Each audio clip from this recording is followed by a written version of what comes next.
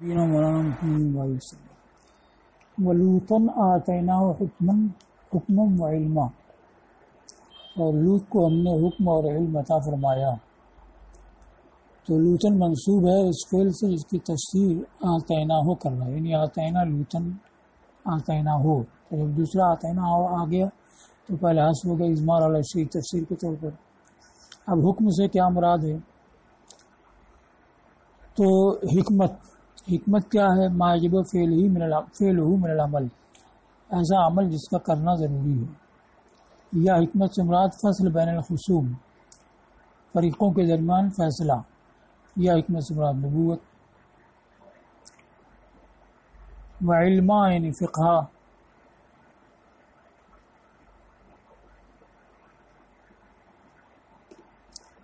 وَنَجَّيْنَاهُ مِنَ الْقَرْيَةِ الَّتِي كَانَتْ تَعْمَلُ الْخَبَائِثَ، اور ہم نے اسے نجات دی اس بستی سے جو برے کام کرتی تھی۔ بستی سے نجات دی یعنی بستی والوں سے، اور وہ بستی صدوم تھی۔ تو کہا گیا کہ 7 بستیاں تھیں، ان میں سب سے بڑی بستی یہی تھی، تو اس کا ذکر کیا گیا ہے۔ اب برے کام کیا تھے؟ لواطت، اور ذرات یعنی زور سے مجلس میں ریح خارج کرنا، اور گزرنے والوں کو کنکریوں سے مارنا، اور ان کے علاوہ کام۔ انہم کانوا قوم سوء فاسقین، بے شک یہ برے نافرمان لوگ تھے۔ خارجین عن طاعت اللہ، یہ فسق کی تفسیر کی ہے، یہ ظاہر کرنے کے لیے کہ فسق یہاں لغوی معنی مراد ہے۔ فسق اصطلاحی تو مومن پر بولا جاتا ہے، مومن عاصی پر، اور یہ مومن تھے ہی نہیں، تو اللہ کی طاعت سے باہر تھے۔ اور اسے یعنی لوط کو ہم نے اپنی رحمت میں داخل کیا، یعنی اہل رحمت میں داخل کیا، یا رحمت سے بڑا جنت، یعنی جنت میں داخل کیا۔ انہ من الصالحین، بے شک وہ صلاح والوں میں سے ہے۔ تو مطلب یہ کہ وہ جنت میں اور رحمت میں داخل ہونے کے اہل تھے، تو ہم نے اس کے مطابق ان کو رحمت میں داخل کیا، یعنی جزاء لہ علی صلاح، ان کے صلاح پر جزا کے طور پر، جیسے کہ ہم نے ان کی قوم کو ان کے فساد پر عقاب کی وجہ سے ہلاک کیا۔ ونوحن یعنی اذکر نوحن، اور یاد کرو نوح کو جبکہ اس نے دعا کی، یعنی اپنی قوم پر ہلاکت کی دعا کی اس سے پہلے، یعنی ان مذکورین سے پہلے۔ فاستجبنا لہ، تو ہم نے اس کی دعا قبول کی، تو ہم نے اس کو اور اس کے لوگوں کو نجات دی۔ اس کے لوگوں سے مراد سب مومنین جو ان کی اولاد میں سے تھے اور ان کی قوم میں سے تھے، ان کو نجات دی کرب عظیم سے۔ تو کرب عظیم کی تفسیر کی گئی ہے کہ غرقاب ہونا، دوسرے کی قوم کی تکذیب، اور تیسرا ہے کہ دونوں، یعنی غرقابی سے بھی اور تکذیب سے بھی نجات دی۔ یہ حضرت ابن عباس سے مروی ہے، اسی کو مصنف نے اختیار کیا۔ طوفان سے اور اہل طغیان کی تکذیب سے نجات دی۔ وَنَصَرْنَاهُ، اور ہم نے اس کی مدد فرمائی ان لوگوں سے جنہوں نے ہماری آیتوں کو جھٹلایا۔ نصر کے صلہ من آیا ہے، تو یہاں منع کے معنی کے روکنے اور حفاظت کرنے کے معنی کی تضمین ہے، یعنی منعناہم منہم، کہ ہم نے اس کو ان سے روکا، یعنی ان سے حفاظت کی، یعنی ان کی اذیت سے بچایا۔ انہم کانوا قوم سوء، بے شک یہ برے لوگ تھے۔ فاغرقناہم اجمعین، تو ہم نے ان سب کو غرقاب کر دیا۔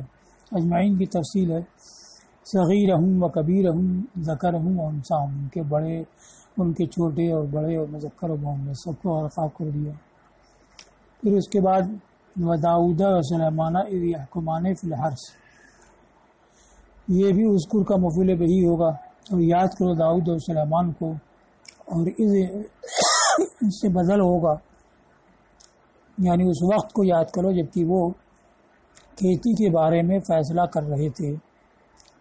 یہ حکمان کے بعد پھر اذ آیا، تو یہ حکمان کے بعد فیصلہ کر رہے تھے جبکہ قوم کی بکریاں کھیتی میں رات کو داخل ہو گئیں۔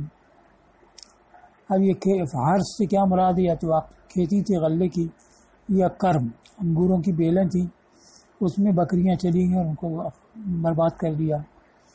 اس یہ ظرف ہے یا حکمانے کا۔ نفشت کا معنی دخلت فی ہے، لیلن تاکلت، رات میں داخل ہو گئیں بکریاں تو کھیتی کو کھا گئی اور اس کو برباد کر دیا۔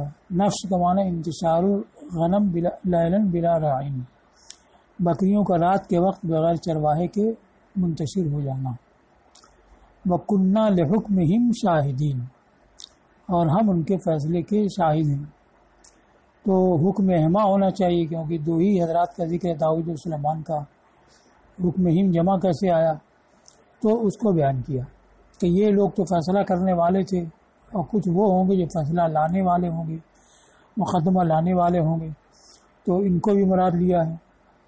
تو ارادہما والمتحاکمین الیہما، تو مراد لیا ان کو اور ان کے پاس حکومت یعنی مقدمہ لانے والوں کو. متحاکمین بھی ہو سکتا ہے کہ بہت سارے لوگوں کی بکریاں رہی ہوں، تو اس کے لحاظ سے متحاکمین ان کی جانب فیصلہ لانے والوں کو، مقدمہ لانے والوں کو مراد لیا ہے. لہذا تسنیہ کی جگہ ہم جمع آیا.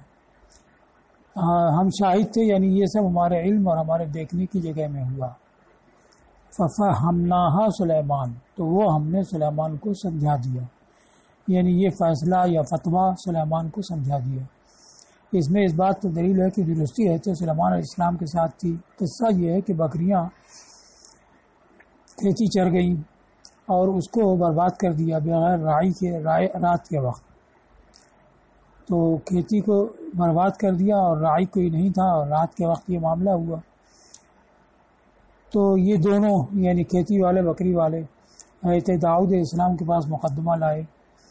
تو انہوں نے فیصلہ کیا کہ بکریاں کھیتی والوں کو دے دی جائیں، اور دونوں کی قیمت برابر تھی، یعنی بکریوں کی قیمت کھیتی کے نقصان کے بقدر تھی.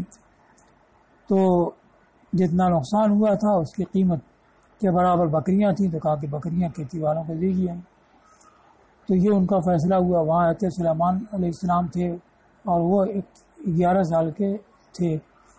تو انہوں نے کہا غیر ھذا ارفق بالفریقین، اس کے علاوہ دونوں فریقوں کے لیے زیادہ نرمی والا ہے، یعنی اس فیصلے کے علاوہ فیصلہ ہو سکتا ہے جس میں دونوں کے لیے آسانی ہے. فعزم علیہ لیحکمن، تو حضرت داؤد علیہ السلام نے ان کو لازم کر دیا کہ وہ ضرور اپنا فیصلہ کریں. تو حضرت سلیمان نے کہا کہ میں یہ سمجھتا ہوں، میری یہ رائے ہے کہ بکریاں کھیتی والوں کو دے دی جائیں کہ وہ ان کے دودھ سے اور بچوں سے اور اون سے فائدہ اٹھائیں، اور کھیتی بکری والوں کو دے دی جائے، وہ اس کو درست کریں، یہاں تک کہ حتیٰ یصلح الحرث و یعود کہتی یوم افسدہ، یہاں تک کہ وہ کھیتی کی درست کرے اور کھیتی اس دن کی حالت پر آ جائے جس دن کی برباد کی گئی ہے. ثم یتراءدان، پھر دونوں ایک دوسرے کو واپس کر دیں، یعنی کھیتی جب صحیح ہو کر کے پرانی حالت پہ آ جائے تو کھیتی والے کو کھیتی دے دی جائے، اور بکریاں پھر بکری والوں کو دے دی جائیں. تو اس میں بکریوں کے مالک ان کے پاس بکریاں پہنچ جائیں، کھیتی کے مالک پر کھیتی پہنچ جائے گی، اور جو نقصان ہوا اس کی تلافی بھی ہو جائے گی. تو حضرت داؤد نے فرمایا کہ القضاء ما قضیت، فیصلہ وہی جو تم نے کیا اور اسی پر حکم نافذ کر دیا، اور یہ دونوں حضرات کے اجتہاد سے ہوا. اب یہ فیصلہ ان کی شریعت میں تھا، ہماری شریعت میں تو اس میں یہ ہے کہ رات کو اگر بکریاں بغیر چرواہے کے چلی جائیں، کچھ تلف کر دیں، تو کھیتی بکری والوں کے مالک، بکری کے مالک پر ضمان نہیں ہے. تو ہماری شریعت میں امام ابو حنیفہ اور ان کے اصحاب کے ہاں رات کو یا دن میں ضمان نہیں ہے، مگر یہ کہ بہیمہ کے ساتھ سائق یا قائد ہے، آگے سے چلانے والا یا پیچھے سے ہانکنے والا. تو اگر کوئی چرواہا بھی اس کے ساتھ ہے تب تو ضمان دی جائے گی، یا چرواہے ہی نے کھیتی میں ڈال دیا ہے تو اس کو تاوان دینا پڑے گا. لیکن اس کے فعل کے بغیر بکریاں خود سے گئی اور تباہ کر دیا تو تاوان نہیں ہے. اور امام شافعی رحمۃ اللہ علیہ نے نزدیک رات کو تاوان واجب ہے، یعنی رات کو اگر یہ قصہ ہوا ہے کہ بغیر چرواہے کے بکریاں کھیتی میں چلی گئیں، تباہ کر دیا، تو تاوان واجب ہے. ابو بکر جساس رازی جو امام الحسن کرخی کے شاگرد ہیں، ان کی کتاب احکام القرآن، تو انہوں نے کہا کہ اختلاف اس صورت میں ہے کہ چرواہے نے بکریوں کو کھیتی پر ڈالا نہ ہو. اگر چرواہے نے بکریوں کو کھیتی پر ڈالا ہے تو چاہے رات ہو کہ دن ہو، وہ تعدی کا زیادتی کا مرتکب ہوا تو اس کو تاوان دینا پڑے گا. لیکن اگر اس کی جانب سے تعدی نہیں ہے تو تاوان نہیں دینا پڑے گا، کیونکہ جرم اس کا نہیں ہے، بکریوں کا ہے. اور اس کے بارے میں حدیث آئی کہ الاجماع جبار، اور دوسرے میں کہ جرح الاجماع جبار. جبار کو مانے حضر و بیکار، اور اجماع کو مانے بے زبان یعنی جانور. تو جانور کا جو زخم ہے یا اس کا جو تلف کرنا ہے یہ حضر ہے، یعنی اس کا تاوان نہیں ہے. اور یہ ایسی حدیث ہے کہ سب نے اس کو مانا ہے. اور کہتے ہیں کہ اگر جانور خود سے چھوٹ گیا اور چھوٹ کر کے چلا گیا اور کسی کا نقصان کر دیا، کسی کے مال برباد کر دیا یا کسی کی جان ہلاک کر دی، تو اس صورت میں جانور کے مالک کے اوپر تاوان نہیں ہے. اس کو بھی اتفاق سب مانتے ہیں. تو اگر یہ واقعہ ہو بھی تو اولاً تو اس میں دلیل، اس بات پر دلالت نہیں ہے کہ بکری والوں نے کھیتی پر داؤد علیہ السلام کے واقعے میں اس میں دلیل نہیں ہے کہ بکریاں جو ہیں چرواہے کے بغیر تھیں یا کسی نے اس کو چھوڑا نہیں تھا. ہو سکتا ہے کہ چھوڑا ہو، تو چھوڑنے کی صورت میں ہم بھی کہتے ہیں کہ تاوان دینا پڑے گا.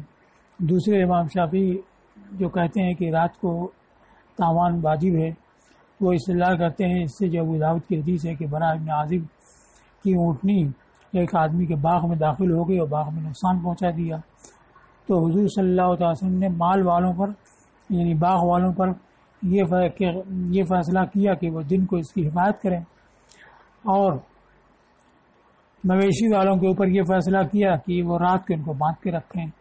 تو اس سے انہوں نے عرض کیا کہ اگر رات کو مویشی نے نقصان پہنچایا ہے تو تاوان دینا پڑے گا. اور ہمارے نزدیک یہ ہے کہ اس میں بھی یہ ہو سکتا ہے کہ جو فرمایا گیا کہ رات کو باندھ کے رکھیں، تو اس میں اس کا بیان نہیں ہے کہ جن کی اٹھنی تھی برا ابن عازب انہوں نے باغ میں اس کو خود ڈالا تھا کہ نہیں ڈالا تھا، اس کا بیان نہیں ہے. تو یہ محل اختلاف اس پہ دلالتی نہیں. اور اگر ہو بھی تو یہ الاجماع جبار یا جرح الاجماع جبار سے یہ منسوخ ہے کہ بے زبان چوپائے نے جو نقصان کیا ہے تو اس کے مالک کے اوپر اس کا تاوان نہیں ہے، جبکہ اس کی جانب سے تعدی نہیں ہے، یعنی اس کو اس نے چھوڑا نہیں ہے. تو ابھی اور دن رات کا فرق نہیں ہوتا ہے. کوئی بھی اگر زمان لازم کی جاتی ہے تو دن میں نقصان ہوا ہے تو بھی زمان لازم ہوتی ہے، نہیں لازم ہوتی ہے تو ہر حال میں لازم نہیں ہوتی، چاہے دن میں ہو کہ رات میں ہو، تو یہ فرق نہیں ہوگا. تو اگر وہ ہو بھی تو منسوخ ہے. یہ انہوں نے کہا ان نماز زمین ہے. جساس نے کہا کہ انہوں نے تاوان اس لیے دیا تھا کہ انہوں نے بکریوں کو چھوڑا تھا. ایک دوسرے کی زبان منسوخ ہے حضور صلی اللہ تعالی وسلم کے ارشاد الاجماع جبار سے. اگر پہلے واقعتاً زبان ہوگی تو اس سے کہ بے زبان کا تلف کرنا یہ حضر ہے، یعنی اس کا کچھ تاوان نہیں ہے. یہاں تک ہو گیا. اب یہاں پر جو دو طرح کا فیصلہ ہوا، داؤد نے دیکھا کہ جتنا کھیتی کا نقصان ہے اتنی بکریوں کی قیمت ہے، لہذا فیصلہ کیا کہ بکریاں کھیتی والوں کو دے دی جائیں. حضرت سلیمان علیہ السلام نے فیصلہ فرمایا کہ بکری والوں کو کھیتی دے دیا کہ اس کو پہلی حالت میں لائیں، اور بکریاں کھیتی والوں کو دے دیا ہے کہ وہ اس سے فائدہ اٹھائیں. تو امام مجاہد نے کہا ہے کہ یہ صلح تھی جو حضرت سلیمان نے کیا، اور جو حضرت داؤد علیہ السلام نے کیا وہ حکم یعنی فیصلہ تھا، اور صلح بہتر ہے. وَكُلًّا آتَيْنَا حُكْمًا وَعِلْمًا. کلن یعنی کل واحد، اس میں تنوع یعنی داؤد اور سلیمان علیہ السلام میں سے ہر ایک کو ہم نے حکم اور علم عطا کیا. حکم یعنی نبوت اور علم یعنی موجب حکم کی معرفت. وَسَخَّرْنَا مَعَ دَاوُدَ الْجِبَالَ يُسَبِّحْنَ وَالطَّيْرَ. اور ہم نے تابع کر دیا داؤد کے ساتھ پہاڑوں کو، جو اس حالت میں کہ وہ تسبیح کر رہے ہیں، اور پرندوں کو. تو والطیر معطوف ہے الجبال پر، تو پہاڑوں کو اور پرندوں کو ان کے تابع کر دیا اس حالت میں کہ وہ تسبیح کرتے. تو یہ حال ہے مسبحاتن کے معنی میں. یا یہ جملہ مستانفہ ہے، گویا کہنے والے نے کہا کہ کیسے تابع کیا، تو فرمایا کہ یہ سب بہنا وہ تسبیح کرتے. الطیر یہ جبال پر معطوف ہے یا مفعول معہو ہے. اب جبال کا ذکر پہلے ہے، طیر کا بعد میں، تو کہا کہ جبال کو طیر پر مقدم کیا اس وجہ سے کہ پہاڑوں کا تابع کرنا اور ان کا تسبیح کرنا زیادہ عجیب و غریب اور اعجاز میں زیادہ دخل رکھنے والا ہے، اس لیے کہ وہ جماعت بے جان ہے، تو اس کا ذکر پہلے اور طیر یہ جاندار ہے تو ان کا ذکر بعد میں آیا. مروی یہ کہتے داؤد علیہ السلام پہاڑوں کے پاس سے تسبیح کرتے ہوئے گزرتے اور یہ ان کے ساتھ ہم آواز ہو جاتے، یعنی تسبیح کرنے لگتے. اور کہا گیا ہے کہ وہ پہاڑ ان کے ساتھ چلتے جہاں وہ چلتے. وَكُنَّا فَاعِلِينَ ہم ایسا کرنے والے تھے، انبیاء کے ساتھ اسی کے مثل کرنے والے تھے، اگرچہ تمہارے نزدیک عجیب ہو.